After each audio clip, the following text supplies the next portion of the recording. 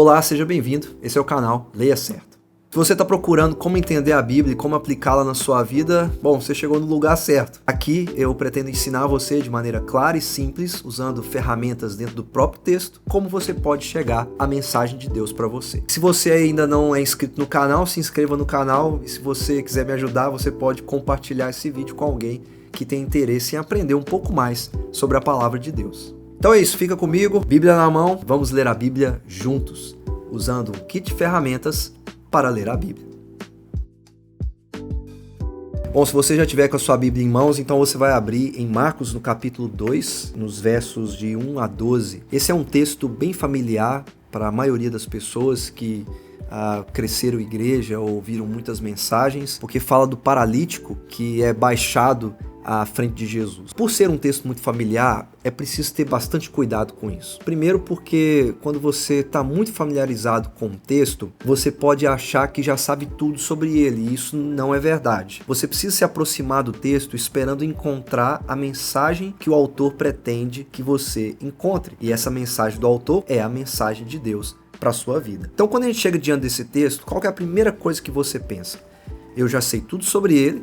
Eu sei que são 4 amigos, que é um paralítico e que ele é baixado diante de Jesus e ele é curado, e tudo que eu preciso saber é que eu preciso ter fé para ser curado. Bom, isso é o que muita gente pensa, mas se a gente olhar para o texto como um todo, a gente vai perceber algumas coisas que vão nos ajudar a compreender a mensagem do texto. A primeira delas é que esse texto, na verdade, ele tem um contexto anterior e um contexto posterior. No contexto anterior, a gente tem Jesus curando um leproso. Esse homem, ele é impuro cerimonialmente falando, né? Ele não pode entrar no templo, e diferente do que as pessoas pensam, Jesus não fica impuro ao tocar nele para curá-lo, mas é o homem impuro que fica puro por causa da cura de Jesus.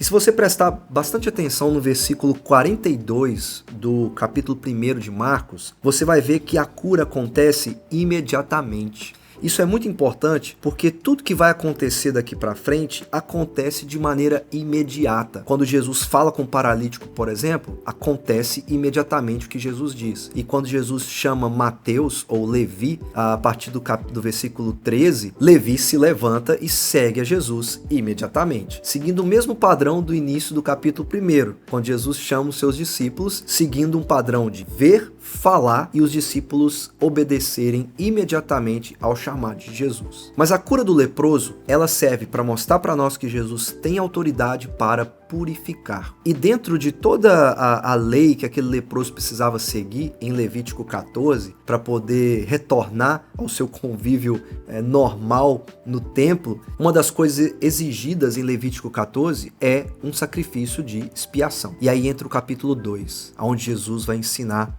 algo muito importante. Então nós saímos de uma purificação de um leproso no capítulo 1 para um paralítico no capítulo 2. Aí você pensa que isso não tem nada a ver. Bom, o texto começa falando que Jesus está numa casa e a casa está muito cheia. Jesus, na verdade, a fama dele tem crescido muito. E ele faz exatamente aquilo que ele falou que veio fazer, que é pregar. Aí, bem no final do versículo 2, o autor diz que Jesus está ensinando dentro dessa casa.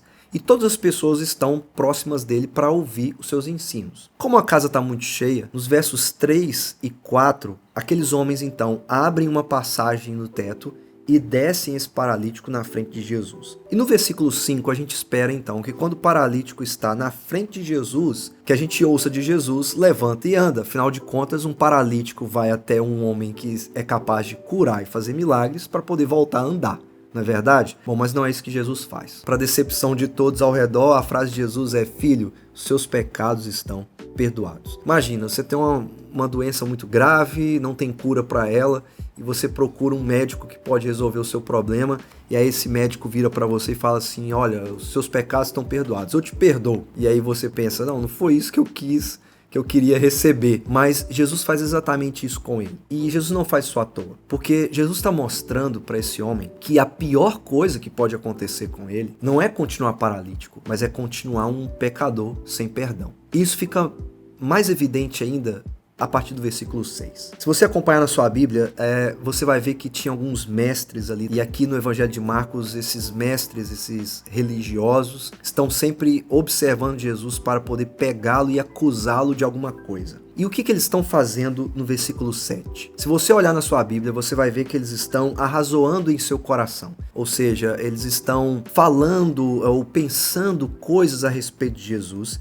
E no versículo 7, nós temos exatamente o que eles estavam pensando. Eles falam assim: por que ele fala assim? Ninguém pode perdoar pecados senão Deus. Eu tenho uma pergunta para você. O que eles estão dizendo está certo? Sim, a resposta é: eles estão certos. Somente Deus pode perdoar pecados. O que eles não estão certos é a maneira como eles estão olhando para Jesus. Jesus, então, percebendo isso neles, e Jesus conhece o íntimo das pessoas, e no versículo 8, ele logo em seu espírito, ele conhece aquilo que aqueles mestres da lei estão pensando e arrazoando. Jesus fala com eles então: por que vocês estão remoendo essas coisas no coração de vocês? E aí no versículo 9, Jesus faz uma pergunta interessante: o que é mais fácil? Dizer ao paralítico: seus pecados estão perdoados, ou levante-se, pegue a sua maca e ande? Você deve pensar assim: bom, é bem mais fácil dizer os seus pecados estão perdoados, porque como você prova que alguém foi perdoado? Você não consegue abrir o peito de uma pessoa e mostrar um coração limpo para que as pessoas vejam que o pecado foi perdoado. Então, aparentemente, parece que é mais fácil dizer os seus pecados estão perdoados do que dizer levanta e anda, que seria algo impossível. Então vem a frase de Jesus no versículo 10. E aqui está o centro de tudo. O versículo 10 e o versículo 5 mostram para nós qual é a mensagem do autor, ou qual é o propósito do autor para nós. Mas para que vocês saibam que o Filho do Homem tem na terra autoridade para perdoar pecados, eu lhe digo: levante-se, pegue a sua maca e vá para casa. Presta bastante atenção. O que Jesus fala? Para que vocês saibam que o Filho do Homem tem autoridade. Nós acabamos de falar sobre a autoridade de Jesus para purificar um leproso. Então Jesus está demonstrando sua autoridade. Mas aqui Jesus está dizendo que ele tem autoridade para ir muito mais do que só uma necessidade física apenas, mas uma necessidade espiritual do coração, onde ele diz que ele tem autoridade para perdoar pecados. E aí o texto termina com uma frase assim: nunca vimos nada igual. Quando as pessoas veem aquele paralítico de pé, curado, as pessoas olham e dizem assim: nós nunca vimos nada assim. Mas não é um paralítico andando o que eles estão dizendo. O que eles nunca viram foi alguém perdoar pecados. Porque no capítulo 1 já tem muitas curas. Então talvez não há nenhuma outra cura que o surpreenda tanto. Jesus já enfrentou até demônios no capítulo 1. Então será que eles estão mais impressionados com a cura do paralítico ou com a autoridade de Jesus para perdoar pecados? O que o autor quer nos mostrar que o que mais importa no texto não é a cura em si, mas o porquê Jesus está realizando a cura. Como o próprio texto diz, para que vocês saibam que o Filho do Homem tem autoridade sobre a terra para perdoar pecados. E se você ligar isso aos versículos 13 e 17, você vai ver que se Jesus tem autoridade para perdoar pecados, logo ele faz dos pecadores a sua prioridade. Quando ele fala que não veio para aqueles que se acham bons, mas veio para aqueles que têm certeza que são maus, que são pecadores, porque são pecadores que precisam do perdão dos pecados.